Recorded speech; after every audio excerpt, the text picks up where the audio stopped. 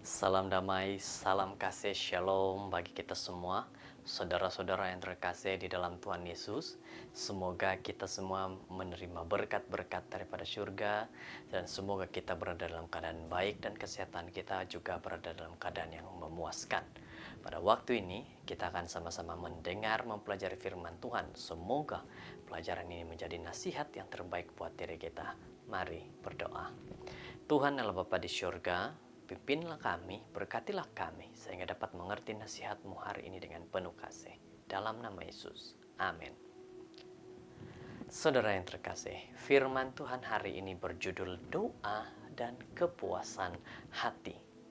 Mei 6. Ayat renungan, Roma 12 ayat 12. Bersukacitalah dalam pengharapan, sabarlah dalam kesesakan, dan bertekunlah dalam doa. Betapa banyak penderitaan yang boleh dielakkan jika kita semakin dekat untuk mempraktekkan nasihat penginjil di Roma 12. Tidak pelik bahwa bab Alkitab ini harus menjadi salah satu bab kegemaran para imam, pastor, dan konselor Kristen apabila menggalakkan hubungan interpersonal yang baik. Jadi saudara-saudara, ingatlah bahwa lebih baik kita membaca sendiri ayat ataupun bab 12 kitab Roma ini. Apa yang dikatakan? Paulus menawarkan kepada sidang di rumah nasihat yang lembut dan penyayang, seperti yang dilakukan oleh seorang ayah yang pengasih atau abang yang baik hati.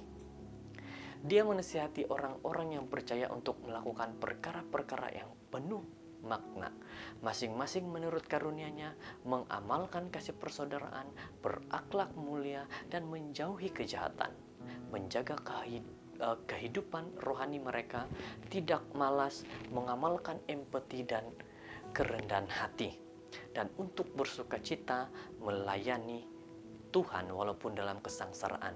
Akhirnya dia menggesa mereka supaya tidak berputus asa berdoa. Ingat saudara-saudara, nasihat renungan firman Tuhan ini adalah tidak putus asa untuk berdoa, dekatkan diri kepada Tuhan. Seorang yang bernama Neil Krause dan juga David Howard menjalankan kajian di University Michigan, Amerika Serikat, di mana mereka mengkaji amalan berdoa dan kepuasan hidup orang ramai sepanjang tahun. Mereka menemubual 1024 laki-laki dan juga wanita sebanyak 2 kali dalam tempo 3 tahun. Para peserta berumur lebih daripada 65 tahun dan mewakili skop geografi dan etnik negara mereka. Apa yang terjadi di dalam penelitian mereka ini, kajian yang mereka buat ini? Mereka menjawab soalan tentang kehidupan rohani dan keagamaan mereka, amalan berdoa mereka, dan berbagai soalan lain tentang iman mereka. Kajian yang terbitkan oleh Journal of Religion and Health itu menunjukkan bahwa mereka yang berdoa, terutamanya dengan penuh keyakinan, menikmati kepuasan hidup yang lebih tinggi dari semasa ke semasa. Ini satu hal yang sangat menarik. Mereka yang dekatkan diri pada Tuhan melalui doa, hidupnya lebih baik lagi.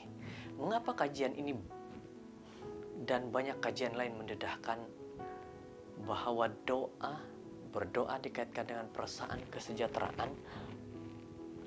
Pertama, karena percaya kepada Tuhan ialah faktor kesehatan mental dan fisikal, mengurangkan perasaan ancaman berterusan sehingga tekanan dan faktor penyebab keresahan.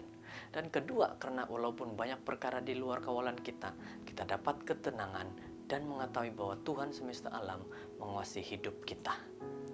Jadi saudara-saudara, ingatlah betapa penting berdoa.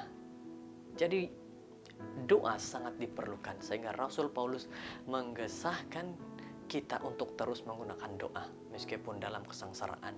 Walaupun kita terpaksa melalui pengamalan yang sukar, doa adalah cara terbaik untuk mengekalkan kegembiraan dan keluar sebagai pemenang dan lebih kuat untuk dapat menghadapi cabaran-cabaran lain dalam kehidupan. Jadi saudara-saudara, ingat, sesusah apapun dalam kehidupanmu, berdoalah, datang kepada Tuhan.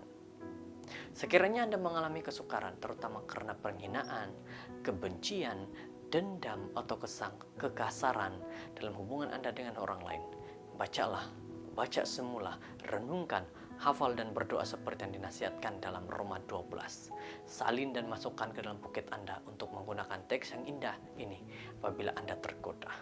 Di atas segalanya, berdoalah sepanjang masa seperti yang digesa oleh Rasul Paulus.